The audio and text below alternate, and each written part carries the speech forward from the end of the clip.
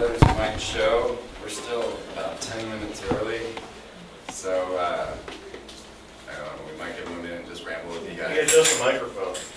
Alright, so get closer. Yeah, might pitch it up a little, tilt up a little. There we go. Alright. That's good. Is that better? Yeah. Well, so yes, I'll just enamor you with a bit of my tales, but I came in here to Austin, Texas, just to really visit South by Southwest and see some concerts, and ended up having a homeless man come to my car and tell me I had to go to the mall and watch this lecture by this man. And I said, okay, why should I not do what a homeless man tells me? He left me such a nice note with all of the bus routes and everything, told me where to go. So I got on the bus having no idea what I was doing or where I was going. And I get to the mall, I don't know which mall it was, I think it's closed now, and it was just this little rinky-dink thing, and I'm walking through going, well, what is going on in here, you know, I don't know. And so I find my way to the back room where I didn't know that anything was going on. It didn't look like it. And there was a group of people like you sitting in there. And I came in and I found out this guy was an ex-Bilderberger and Jimmy Carter's financial advisor. His name is George Green. And he was there to tell us all about the Palladians that were visiting Billy Meyer in Switzerland. You know? And he's like, yeah, well, I used to work for the government, and I can make $1 billion out of nothing, but now I got to tell you that aliens are real, and here's some pictures. And Billy Meyer, of course, has the best UFO pictures ever taken. They've not been able to be disputed because they were taken before Photoshop existed, you know, before computers existed.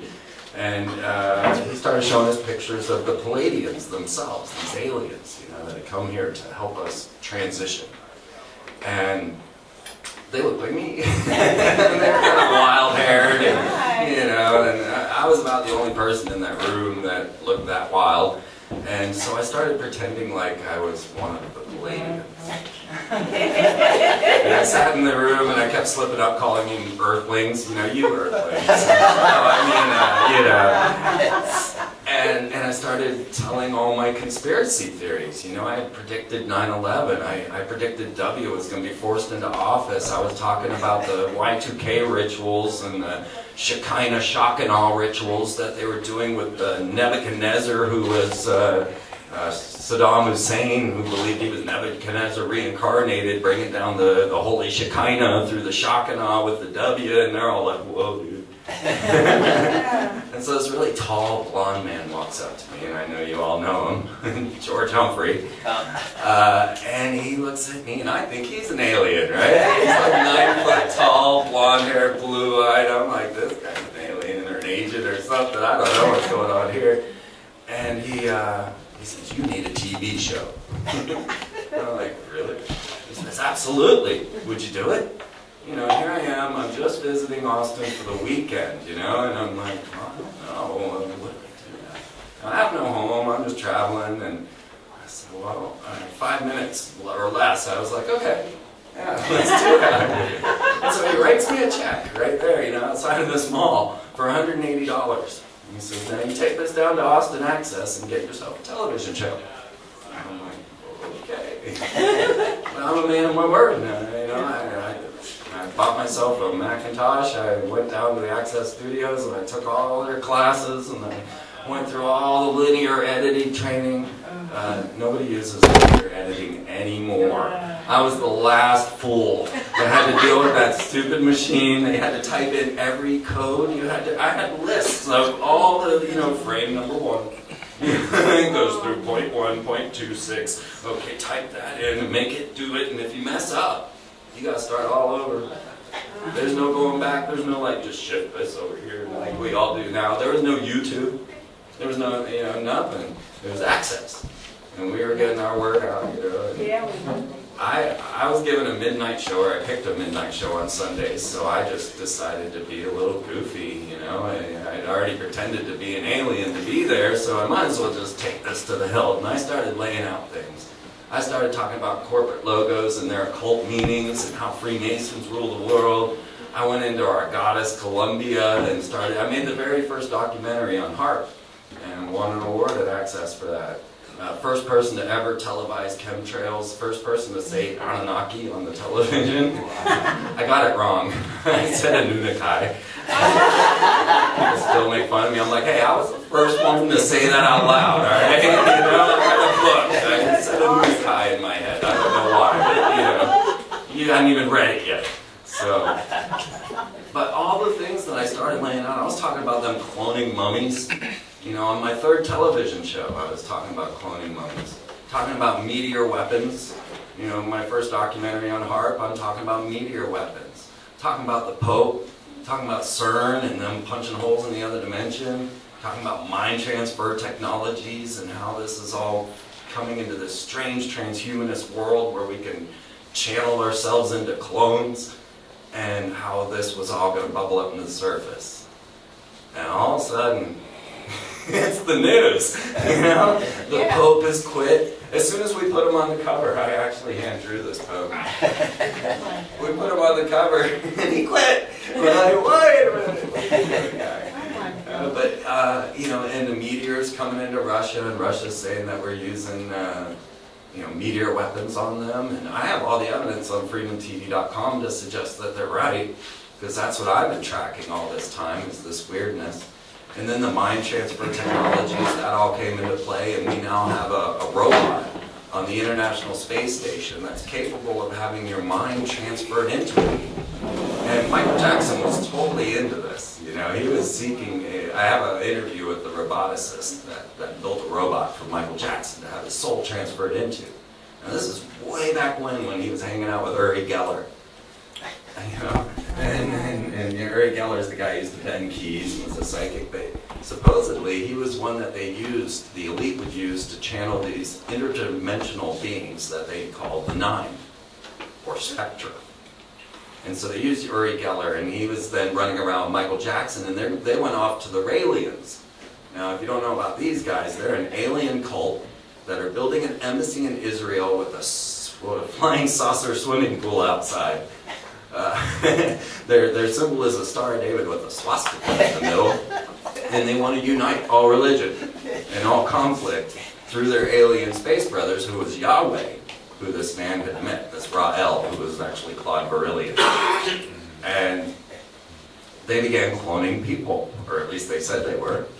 And you know, I got video, CNN footage of them announcing they had just birthed Eve on December of 2000, way back then. And so Michael Jackson's with Uri Geller, and they're off getting, looking into getting a clone. And I guess Michael decided the clone wasn't the way he wanted to go, so he looked into a robot so he could transfer his soul into it. Well, now on the International Space Station, at this very moment, is a mind transfer technology robot known as R2, like Star Wars, or Robonaut 2, and you can transfer your mind into it. And next to him are a dozen stem cell projects for human longevity.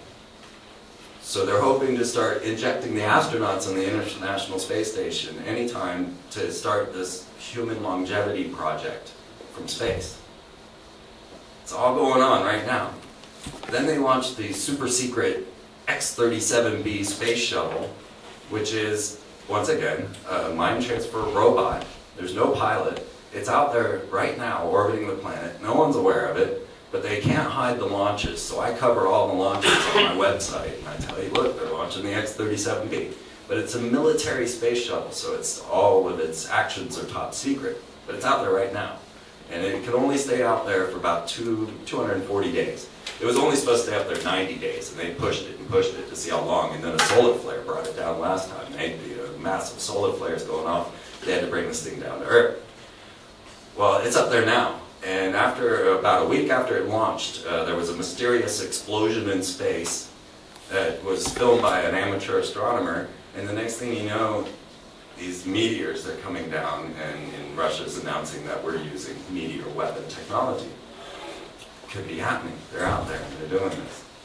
So in order to cover all of this type of stuff and to try and bring this together and to be able to actually have enough money to produce a television show and radio shows and be a webmaster and do all the things that we want to do to bring all this stuff to light to people, we wrote Weird Stuff. It is a culmination of 20 years of conspiracy theory, and this is just book 1. We have 9 of them that are coming. So I'll introduce you to Jamie, my co-author, and really I'm her co-author.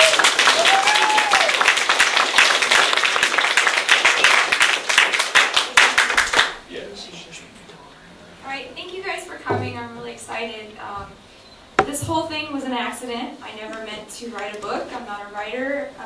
Never wrote anything before, but I wanted to find a way to get the information out in a medium that was palatable for other people, because I noticed that as we travel around, a lot of people are into this information, which I call weird stuff, and I can tell you why I named it that later on, but I noticed that everyone was pretty lonely because they couldn't share the information that they were downloading, and no one understood what they were talking about, and so I kind of wrote this book specifically for many different types of people, if that makes any sense. I wrote it for Christians, I wrote it for occultists, I wrote it for kids, and I wrote it for magicians, and I wrote it for, you know, conspiracy theorists. Mostly I wrote it so you could share your ideas with your friends and family in a way that's not so scary and not so overbearing.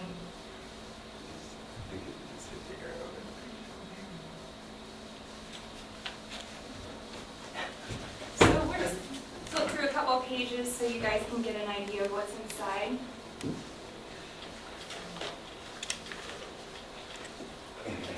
He's really proud of that graphic. I've been learning all the tricks of putting these things together.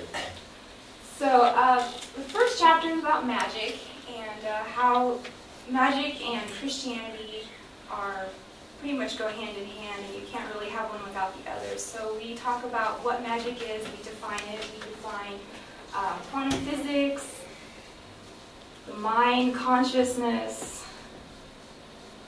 your emotions, how they play a part in magic. Not to mention all the science. All right, it's very scientific.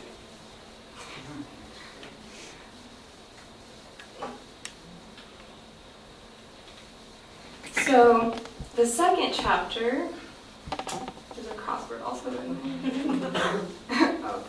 Do you want me to show him your cat? Yeah.